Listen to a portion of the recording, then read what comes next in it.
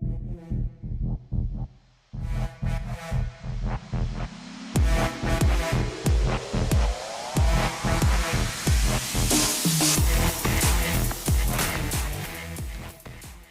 1999, Morpheus offered Neo a choice between a red pill and a blue pill. In 2018, this country fractured between red and blue. In 2022, I'm here to tell you that if you really want the truth, more voters are neither red or blue. Yet, they have no representation, no choice, and no options. They have to choose between candidates chosen by the red people or the blue people. I'm David Esrati, and I'm running for Congress as an American, as in red, white, and blue. I'm a veteran, an activist, and a small businessman. I'm asking you to join me in reminding the professional politicians in Congress who their bosses are. I support ranked choice voting, campaign finance reform, and a verified voter information system, all so we can stop having the best politicians money can buy. It's time to elect a veteran who will work for you, no matter what color they want to label you. Please go to electesrati.com and learn more. I'm David Esrati, and I approve this message.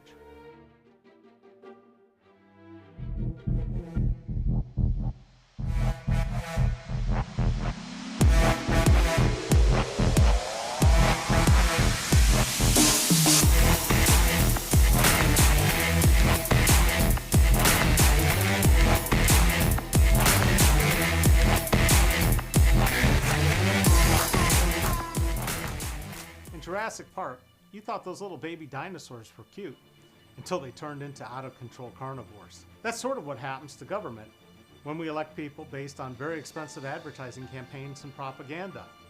I'm David Esrati. I'm a veteran and a small businessman running for Congress. You don't want professional ad people and pollsters to sway your vote. All those hot-button issues like gun control, abortion, borders are all politicized to stop you from voting rationally. And thinking rationally seems to be in short supply these days. Most Americans have been voting against their own best self-interest for a long time because we've allowed money to buy our leaders. 1 million Americans died in the last 2 years because our leaders couldn't lead. It wasn't that hard. Mask, distance, test, and then vaccinate. In an instant, we had billions to spend on healthcare for COVID, when for years we've been told we can't provide healthcare for everyone equally in this country. That's an unintended consequence of the pandemic. If you think about it, our government can pretty much do whatever it wants, or what the people who buy our politicians tell our leaders to do. We also had a ton of money to prop up businesses. The next thing you know, it turns out that a living wage was not only possible, but necessary. As a small businessman who won't sell you out to corporate interests and lobbyists, I can tell you that it's time to fully understand the consequences of companies like Amazon, Facebook, and Google and their effect on small business, and to remind you that small business is the #1 creator of jobs in this country. So this next election, don't trust this ad or any other political ad. Do your homework and think before you vote. It's time to put this ad man in Congress because I know that the best advertising is based on the truth, not the size of the budget or payola. Or you can just vote based on who has the money to buy their way into Congress and live with the consequences. I'm David Esrati, and I approve this message.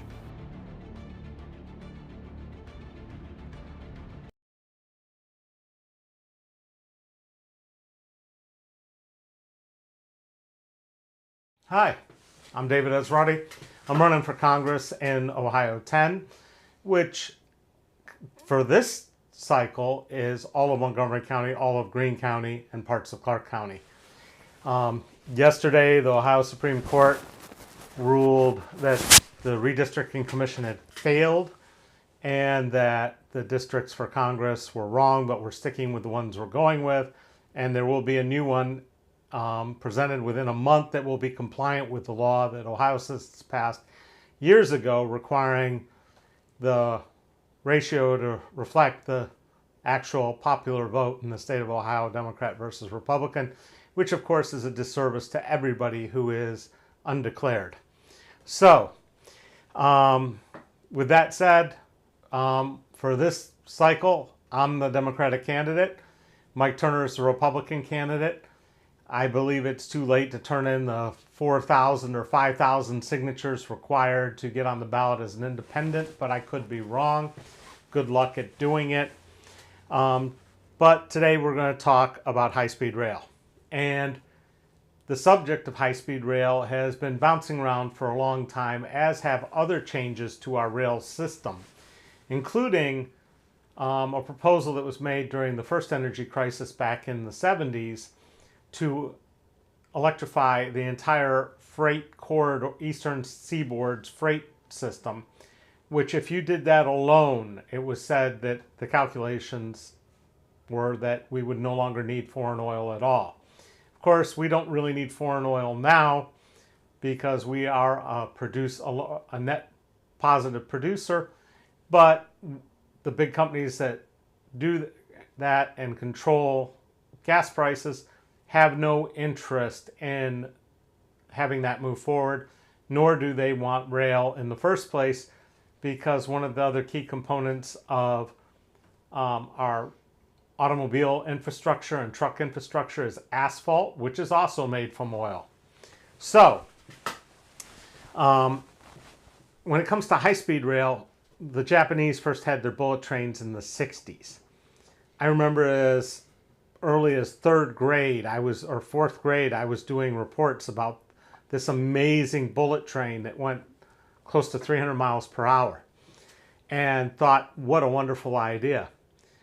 Up until that point, the only trains I'd ever ridden on that I can remember are trolleys in both Toronto and the Rapid in Cleveland. But I probably had ridden a train in Great Britain, but again, these were all low-speed trains. My other experience with trains has been in Europe, where I have ridden. I was in Yugoslavia when it was still Yugoslavia, and we rode a train to the Italian border, and when we got to the Italian border, the train station, you had to get off the Yugoslav train, cross the platform, and get on an Italian train, because the rail widths were different. The trains couldn't continue from one country to another.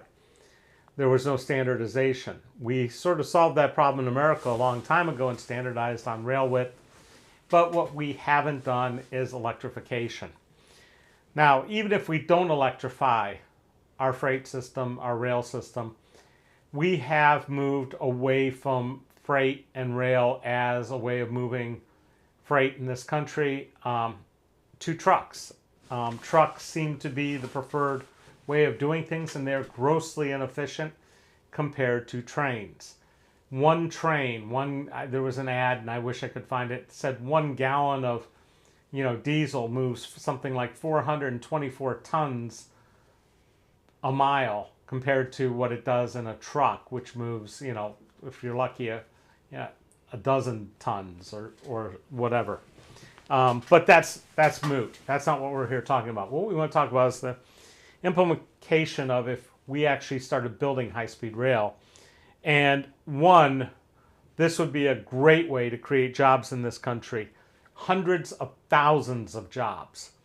And that's really, really a massive investment in the United States. We haven't seen anything like that since we built the highway system in the 50s, which was Eisenhower's big way of putting people back to work, coming back from war.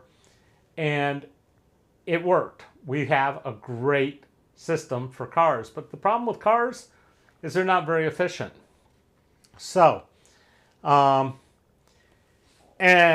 I'd like to welcome Jennifer Alexander, who says that her father is a retired National Safety Train Inspector and is a huge supporter of this. Well, there's lots of supporters of this. The problem is they don't have the millions and billions of dollars to buy off our congressmen. Speaking of which, the campaign finance reports are out, and you can see that Mike Turner raised over $1 million, and I raised, in the first reporting period, something like $13,000. Now, we've almost doubled that so far, but that's not enough to run for Congress. At a minimum, because I'm in advertising and I know how to do this, I need to see at least $20,000 or $30,000 a month to get a halfway effective campaign. against Mr. Turner. But we're not worried about that right now. We'll get there. I think once people start paying attention and start getting on here and conversing, we'll have, and I break some national news, we'll start seeing some donations. So we create jobs. It increases economic activity inside the country, broad-based, all across the country, not just in key centers. You have to build high-speed rail lines. These are completely new rail lines, completely new stations, completely new locations going all the way across the country. It's a massive undertaking. It will take decades to complete, but when it's done, our country will be forever changed. How? Well, one, this high-speed rail reduces congestion. If you've ever tried to drive to Cincinnati during rush hour or to Columbus in rush hour from Dayton, you understand what happens. We can move people onto high-speed rail. They can be there in under 30 minutes easily. And what happens is that at the rail stops, you then have a hub for other forms of public transit, which are much more efficient than cars. You no longer need huge parking lots. You don't need gas stations, electric car charging stations, whatever, because boom, the train gets you there. Also, rail is way safer. Every year, 43,000 people are killed in car accidents in America. A million more are seriously injured. High-speed rail is the world's safest form of transportation, proven by decades of safe operation. Japan was the first nation to build a high-speed train in 1964 and has transported over 10 billion passengers without a single fatality. France has a similar record with their 30 years of high-speed rail operations. This is game-changing. And I've got to point out, as somebody who prefers to travel by rail, if you have traveled by rail, you never really want to travel by airplane again. Now, the guy from Madden football, John Madden, he hated flying by plane and he usually took a bus. But when he could, he'd take a train. And why? Well, every seat on a train is like a first-class seat on an airplane. You can easily get up and stroll around the train, go to a dining car, have real silverware, have waiters, food brought to you that's prepared. It's awesome. You can go to a bar car and sit there and have drinks. You can interact with other people. You can go to a sleeper car and sleep. Trains beat planes hands down. And when you take out the amount of time you have to spend in checking in, going through security, checking out, getting your bags, and where airports are usually located, which aren't in city centers, you get from point A to point B much faster with less hassle. I have taken the train from Tampa to Jacksonville and back Jacksonville to Tampa many times. I have clients and friends, and when I go, I would switch back and forth. Total cost to take that 5-hour trip, which is usually about a 3.5 hour by car, that 5-hour trip is $27. You can't beat it. You can work the whole time, sit there with your laptop on a real table, Wi-Fi is available. Absolutely awesome experience, except for the problem that the train maxes out at like 50 miles an hour. It's Stone Age in comparison to other countries. I'm going to read real quick here. I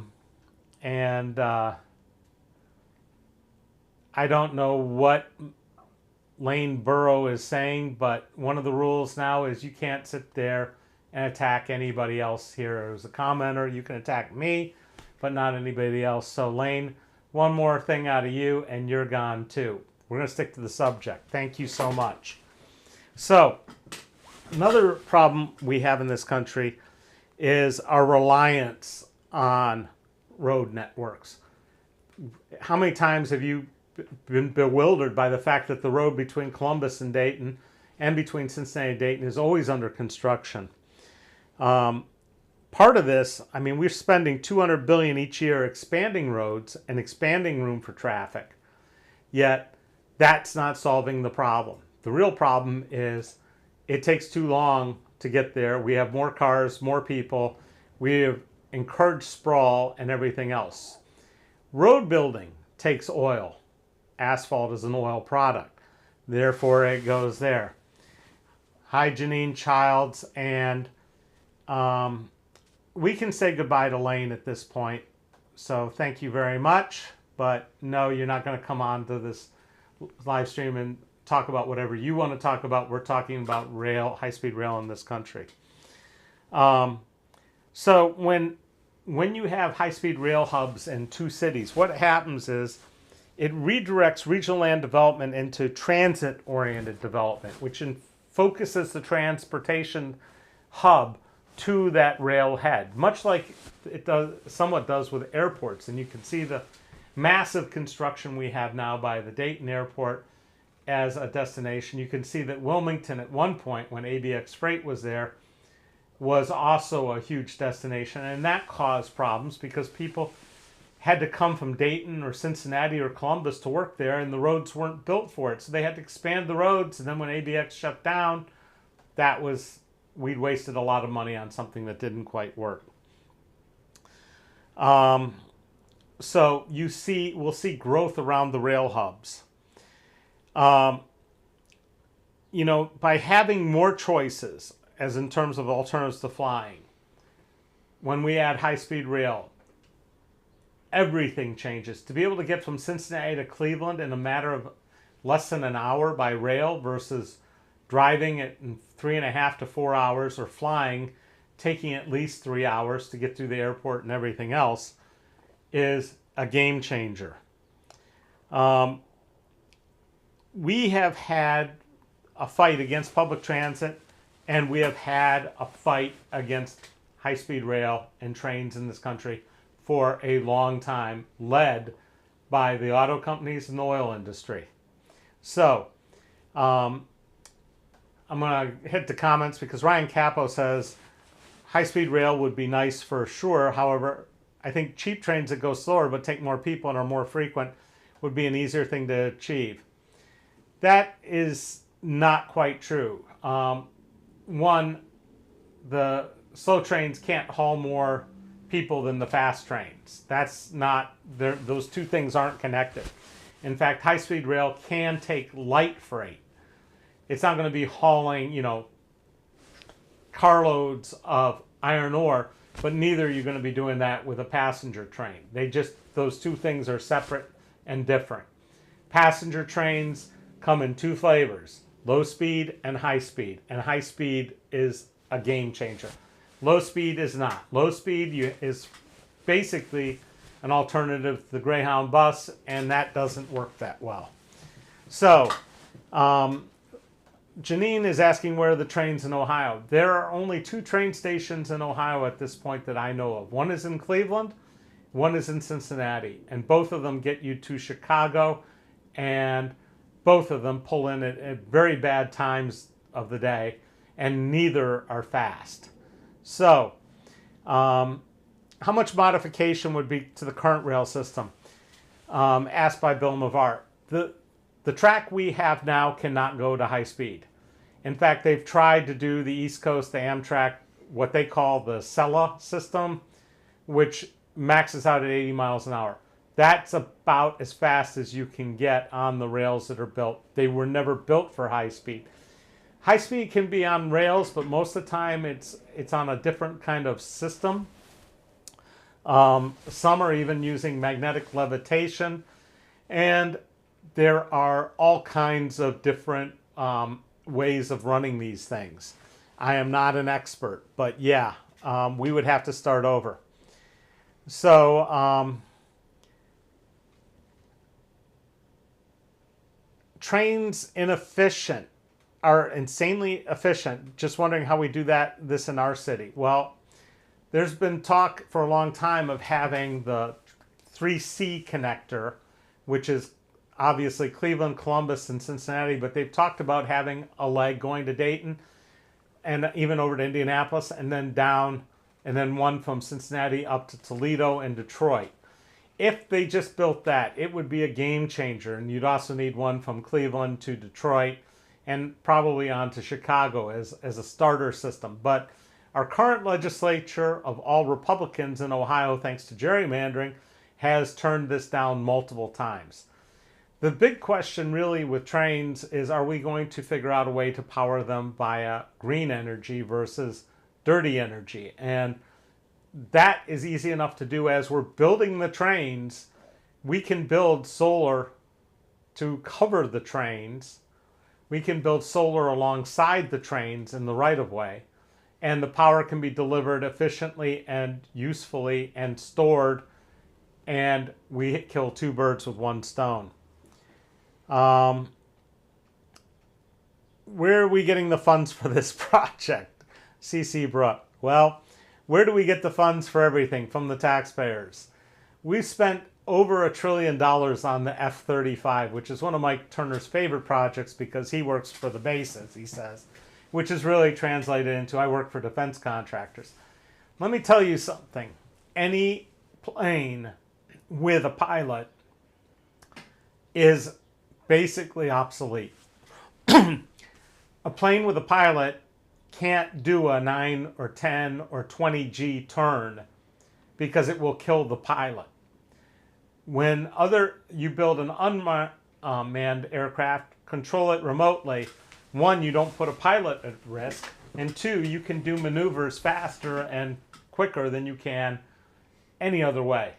So it's basically, we've been building bombers and they've been obsolete. Manned bombers have been obsolete since the Germans used V1 and V2 rockets against England. We've gotten much more precise with these missiles, and yet we still haven't realized that the days of dropping conventional weapons from airplanes are over, and yet we're still redeveloping the B-52, which is a 1950s design. Also, when you build rail, okay, when you take that money and you invest it in infrastructure, and those jobs are good-paying jobs, it stimulates the entire economy from the bottom up. Those workers who are paid, who have health care, who have insurance, who have families, they then spend that money and the money circulates. Whereas, and it's broad-based, because literally if we're building these trains, we're building them all across the country, including great expanses through the plain states. This is a huge economic development initiative, much like what Roosevelt instilled during the Great Depression with the Works Projects Administration, where we built all kinds of public infrastructure. So, do I think this is a better use for taxpayer dollars than helping rape victims get abortions? Well, I think that everybody should be able to get an abortion, one, if they want one, not just rape victims. I also think that health care should be for everybody. Just like all your congressmen have health care, you should have health care.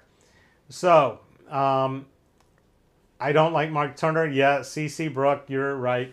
I've known Mike since we both ran for mayor first time in 1993.